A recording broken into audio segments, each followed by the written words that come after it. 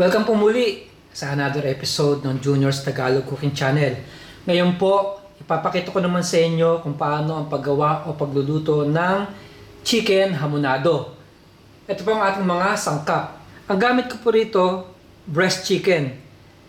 Hiniwa ko lang po siya in slice para po manot yung imamarinate natin sa kanya.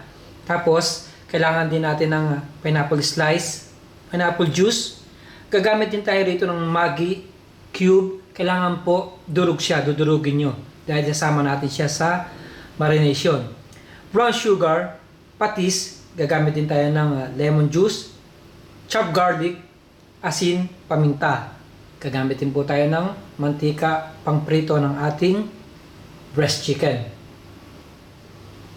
Ang una po natin gagawin, syempre, mamarinate na po natin yung ating chicken. So, ilalagay ko na yung ating chopped Maggi chicken cube.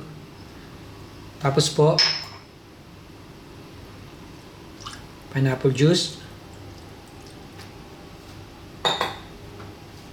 Kailangan po, i-marinate natin siya ng 1 to 2 hours para po mas malasang malasa siya.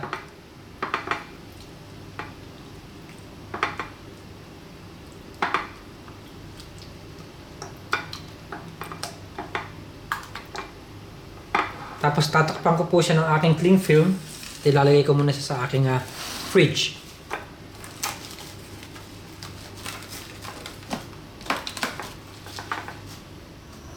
Okay po, pupunta na tayo sa second stage ng pagluluto ng ating chicken hamonado.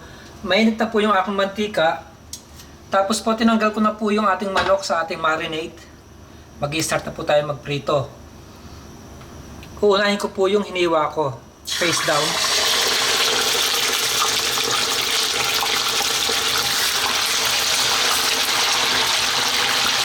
Ipiprito ko lang siya siguro mga 4 minutes both side. Tapos po ipapakita ko sa inyo yung susunod natin na gagawin.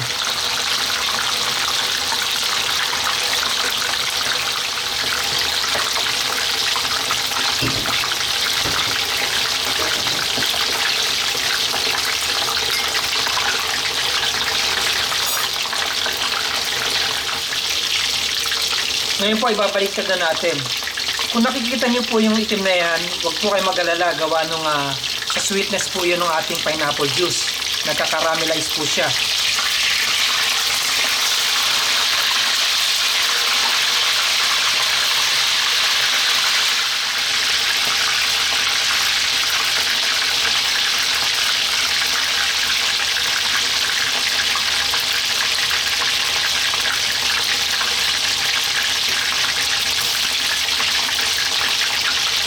Okay po, hahanguin ko na siya. Papatayin ko muna yung ating kalan.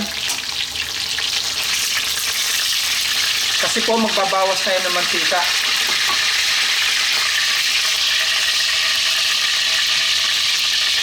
The same pan po yung gagamitin natin sa panggigisa.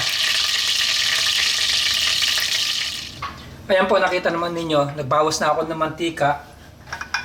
Ang susunod natin gagawin, maggigisa tayo ng bawang. So, hintayin ko lang siyang pumula, tapos po, ilalagay natin ulit yung ating pinrito na manok. Ayan po, okay na po yung ating bawang. Babalik ko yung ating piniritong manok. Tapos po, ibabalik natin yung marinade kanina.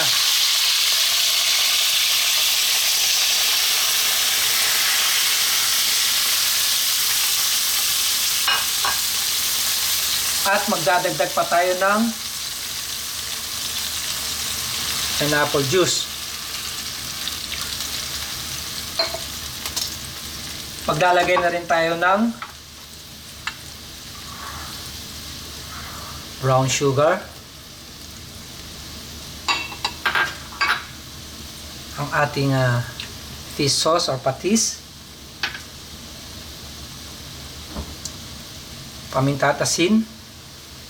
Konti lang po sa asin, gawa ng maalat na po yung patis. Ngayon, isi-simmer ko lang siya ng mga 7 minutes para po maluto kaagad yung ating manok. Maya-maya po, ibabaliktad ko siya.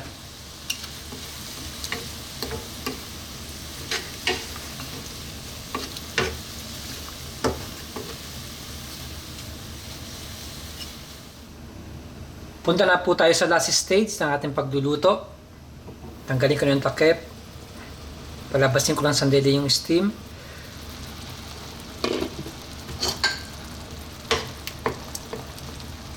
So, luto na po yung ating chicken. Babaliktarin ko lang. Ilalagay na po natin yung ating sliced pineapple.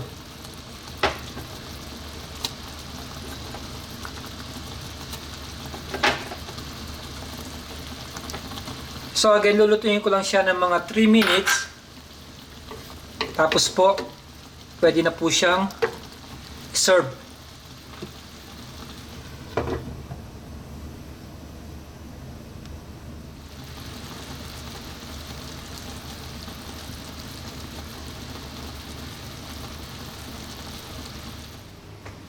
Ayan po, luto na po yung ating chicken hamonado. Ilalagay ko lang sa ibabaw yung ating pineapple slice. Akala nyo po mahirap lutuin yung chicken hamonado, hindi po. Hanggat kumpleto kayo sa Ricardo, napakadali lang pong gawin. Maraming salamat po sa panonood ng Junior's Tagalog Cooking Channel. Mabuhay!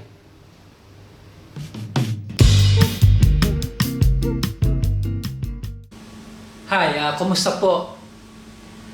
Ako po yung voice behind sa howtograte.filipino.com.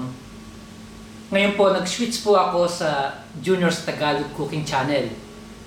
Pero every now and then, nandun pa rin ako yung channel ko sa howtogratefilipino.com.